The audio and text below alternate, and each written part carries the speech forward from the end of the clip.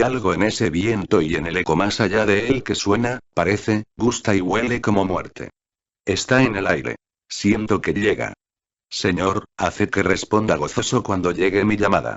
Levantó los brazos devotamente y se quitó el sombrero. Su boca se movió como si estuviese rezando. Después de unos minutos de silencio, se puso de pie, me estrechó las manos y me bendijo, y dijo adiós. Se alejó cojeando.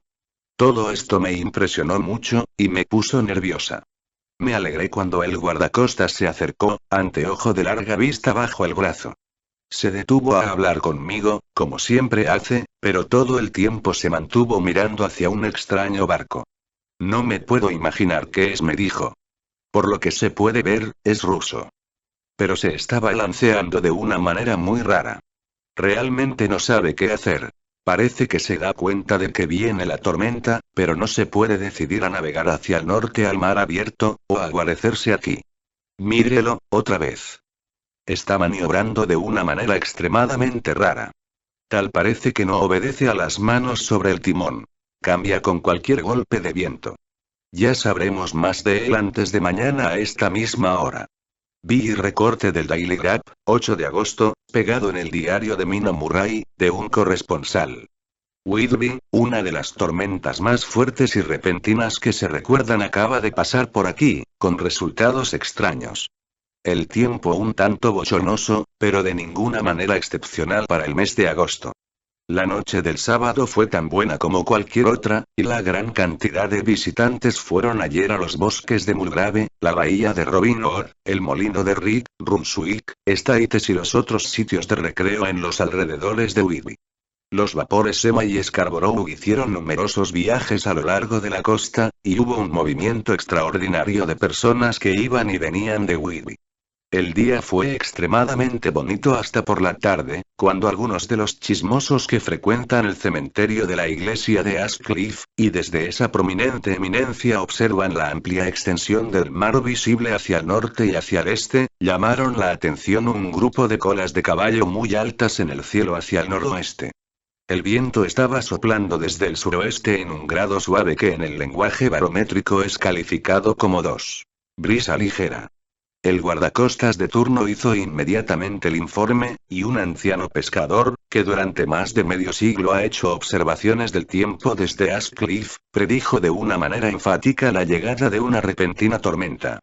La puesta del sol fue tan bella, tan grandiosa en sus masas de nubes espléndidamente coloreadas, que una gran cantidad de personas se reunieron en la acera a lo largo del acantilado en el cementerio de la vieja iglesia, para gozar de su belleza. Antes de que el sol se hundiera detrás de la negra masa de Ketlenes, encontrándose abiertamente de babor a estribor sobre el cielo del oeste, su ruta de descenso fue marcada por una miríada de nubes de todos los colores del celaje. Rojas, moradas, color de rosa, verdes, violetas, y de todos los matices dorados. Había aquí y allá masas no muy grandes, pero notoriamente de un negro absoluto, en todas clases de figuras. Algunas solo delineadas y otras como colosales siluetas. La vista de aquel paisaje no fue desaprovechada por los pintores, y no cabe ninguna duda de que algunos esbozos del preludio a una gran tormenta adornaran las paredes de R.A.I. el próximo mayo. Más de un capitán decidió en aquellos momentos y en aquel lugar que su guijarro o su mula, como llaman a las diferentes clases de botes, permanecería en el puerto hasta que hubiera pasado la tormenta. Por la noche el viento amainó por completo, y a la medianoche había una calma chicha, un bochornoso calor, y esa intensidad prevaleciente que, al acercarse el trueno, afecta a las personas de naturaleza muy sensible. Solo había muy pocas luces en el mar, pues hasta los vapores costeños, que suelen navegar muy cerca de la orilla, se mantuvieron mar adentro, y solo podían verse muy contados barcos de pesca. La única vela sobresaliente era una goleta forastera que tenía desplegado todo su velamen, y que parecía dirigirse hacia el oeste.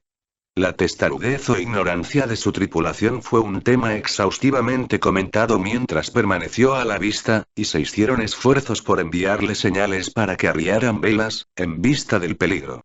Antes de que cerrara la noche, se le vio con sus velas ondear ociosamente mientras navegaba con gran tranquilidad sobre las encrespadas olas del mar. tan ociosamente como un barco pintado sobre un océano pintado. Poco antes de las 10 de la noche la quietud del viento se hizo bastante opresiva, y el silencio era tan marcado que el balido de una oveja tierra adentro o el ladrido de un perro en el pueblo, se escuchaban distintamente. Y la banda que tocaba en el muelle, que tocaba una vivaracha marcha francesa, era una disonancia en la gran armonía del silencio de la naturaleza. Un poco después de medianoche llegó un extraño sonido desde el mar, y muy en lo alto comenzó a producirse un retumbo extraño, tenue, hueco. Entonces, sin previo aviso, irrumpió la tempestad. Con una rapidez que, en aquellos momentos, parecía increíble, y que aún después es inconcebible. Todo el aspecto de la naturaleza se volvió de inmediato convulso. Las olas se elevaron creciendo con furia, cada una sobrepasando a su compañera, hasta que en muy pocos minutos el vidrioso mar de no hacía mucho tiempo estaba rugiendo y devorando como un monstruo. Olas de crestas blancas golpearon salvajemente la arena de las playas y se lanzaron contra los pronunciados acantilados. Otras se quebraron sobre los muelles, y barrieron con su espuma las linternas de los faros que se levantaban en cada uno de los extremos de los muelles en el puerto de Whitby. El viento rugía como un trueno, y soplaba con tal fuerza que les era difícil incluso a hombres fuertes mantenerse en pie, o sujetarse con un desesperado abrazo de los puntales de acero. Fue necesario hacer que la masa de curiosos desalojara por completo los muelles, o de otra manera las desgracias de la noche habrían aumentado considerablemente.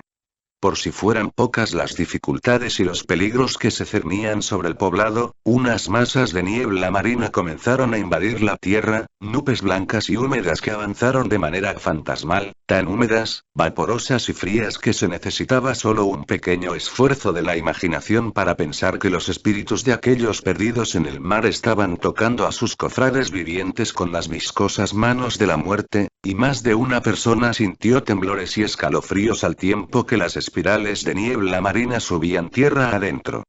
Por unos instantes la niebla se aclaraba y se podía ver el mar a alguna distancia, a la luz de los relámpagos, que ahora se sucedían frecuentemente seguidos por repentinos estrépitos de truenos, tan horrísonos que todo el cielo encima de uno parecía temblar bajo el golpe de la tormenta. Algunas de las escenas que acontecieron fueron de una grandiosidad inconmensurable y de un interés absorbente. El mar, levantándose tan alto como las montañas, lanzaba al cielo grandes masas de espuma blanca, que la tempestad parecía coger y desperdigar por todo el espacio. Aquí y allí un bote pescador, con las velas rasgadas, navegando desesperadamente en busca de refugio ante el peligro. De vez en cuando las blancas alas de una ave marina ondeada por la tormenta. En la cúspide de Ashcliffe el nuevo reflector estaba preparado para entrar en acción, pero todavía no había sido probado. Los trabajadores encargados de él lo pusieron en posición, y en las pausas de la niebla que se nos venía encima barrieron con él la superficie del mar.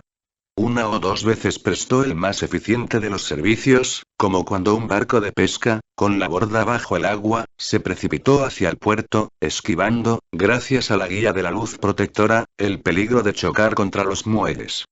Cada vez que un bote lograba llegar a salvo al puerto había un grito de júbilo de la muchedumbre congregada en la orilla. Un grito que por un momento parecía sobresalir del ventarrón, pero que era finalmente opacado por su empuje. Al poco tiempo, el reflector descubrió a alguna distancia una goleta con todas sus velas desplegadas, aparentemente el mismo navío que había sido avistado esa misma noche. A esas horas, el viento había retrocedido hacia el este, y un temblor recorrió a todos los espectadores del acantilado cuando presenciaron el terrible peligro en el que se encontraba la nave. Entre ella y el puerto había un gran arrecife plano sobre el cual han chocado de tiempo en tiempo tantos buenos barcos, y que, con el viento soplando en esa dirección, sería un obstáculo casi imposible de franquear en caso de que intentase ganar la entrada del puerto. Ya era casi la hora de la marea alta, pero las olas eran tan impetuosas que en sus senos casi se hacían visibles las arenas de la playa, y la goleta, con todas las velas desplegadas, se precipitaba con tanta velocidad que, en las palabras de un viejo lobo de mar, debía de llegar a alguna parte, aunque solo fuese al infierno. Luego llegó otra ráfaga de niebla marina, más espesa que todas las anteriores. Una masa de neblina húmeda que pareció envolver a todas las cosas como un sudario gris y dejó asequible a los hombres solo el órgano del oído, pues el ruido de la tempestad, el estallido de los truenos y el retumbo de las poderosas oleadas que llegaban a través del húmedo ambiente eran más fuertes que nunca. Los rayos del reflector se mantuvieron fijos en la boca del puerto a través del muelle del este, donde se esperaba el choque, y los hombres contuvieron la respiración. Repentinamente, el viento cambió hacia el noreste, y el resto de la niebla marina se diluyó. Y entonces, Mirabile dictu, entre los muelles, levantándose de ola en ola a medida que avanzaba a gran velocidad, entró la rara goleta con todas sus velas desplegadas y alcanzó el santuario del puerto. El reflector la siguió, y un escalofrío recorrió a todos los que la vieron, pues atado al timón había un cuerpo, con la cabeza caída, que se balanceaba horriblemente hacia uno y otro lado con cada movimiento del barco. No se podía ver ninguna otra forma sobre cubierta.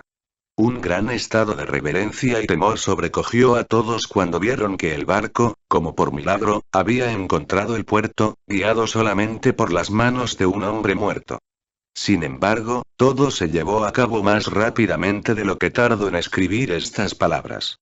La goleta no se detuvo, sino que, navegando velozmente a través del puerto, embistió en un banco de arena y grava lavado por muchas mareas y muchas tormentas, situado en la esquina sureste del muelle que sobresale bajo Ash Cliff, y que localmente es conocido como el muelle Tate Hill. Por supuesto que cuando la nave embistió contra el montón de arena se produjo una sacudida considerable. Cada verga, lazo y montante sufrió la sacudida, y una parte del mástil principal se vino abajo. Pero lo más extraño de todo fue que, en el mismo instante en que tocó la orilla, un perro inmenso saltó a cubierta desde abajo, y como si hubiese sido proyectado por el golpe, corrió hacia adelante y saltó desde la proa a la arena.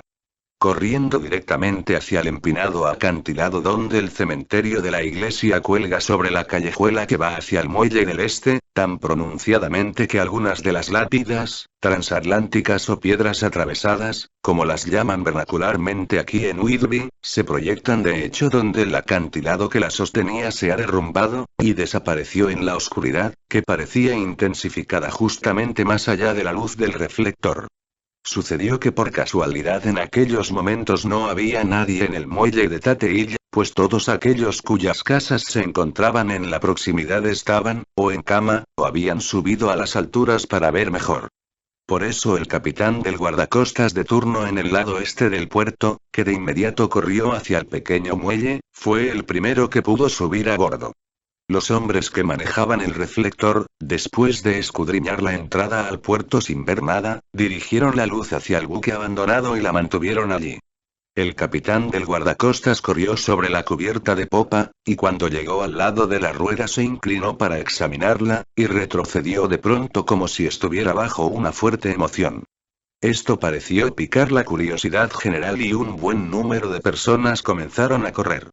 Es un buen trecho el que hay desde West Cliff pasando por el puente de Drawbridge hasta el muelle de Tate Hill, pero su corresponsal es un corredor bastante bueno, y llegué con buena ventaja sobre el resto de la gente. Sin embargo, cuando llegué, encontré en el muelle a una muchedumbre que ya se había reunido, y a la cual el capitán del guardacostas y la policía no permitían subir a bordo. Por cortesía del jefe de marineros se me permitió, como corresponsal que soy, subir a bordo, y fui uno de los del pequeño grupo que vio al marinero muerto mientras se encontraba todavía atado a la rueda del timón. No era de extrañar que el capitán del guardacostas se hubiera sorprendido, o que hubiera sentido temor, pues no es muy común que puedan verse cosas semejantes. El hombre estaba simplemente atado de manos, una sobre otra, a la cabilla de la rueda del timón. Entre su mano derecha y la madera había un crucifijo, estando los rosarios con los cuales se encontraba sujeto tanto alrededor de sus puños como de la rueda, y todo fuertemente atado por las cuerdas que lo amarraban. El pobre sujeto puede ser que haya estado sentado al principio, pero el aleteo y golpeteo de las velas habían hecho sus efectos en el timón de la rueda y lo arrastraron hacia uno y otro lado, de tal manera que las cuerdas con que estaba atado le habían cortado la carne hasta el hueso. Una detallada descripción del estado de cosas fue hecha, y un médico, el cirujano J. M. Caffin, de Astelliot Place, N33, quien subió inmediatamente después de mí, declaró después de hacer un examen que el hombre debió haber estado muerto por lo menos durante 2 días. En su bolsillo había una botella, cuidadosamente tapada con un corcho, y vacía, salvo por un pequeño rollo de papel, que resultó ser el apéndice del diario de bitácora. El capitán del guardacostas dijo que el hombre debió haber atado sus propias manos apretando los nudos con sus dientes. El hecho de que el capitán del guardacostas fue el primero en subir a bordo, puede evitar algunas complicaciones más tarde en la corte del almirantazgo. Pues los guardacostas no pueden reclamar el derecho de salvamento a que pueden optar todos los civiles que sean primeros en encontrar un barco abandonado. Sin embargo, los funcionarios legales ya se están moviendo, y un joven estudiante de leyes está asegurando en altas y claras voces que los derechos del propietario ya están completamente sacrificados, siendo retenida su propiedad en contravención a los estatutos de manos muertas, ya que la caña del timón, como emblema, si no es prueba de posesión delegada, es considerada mano muerta.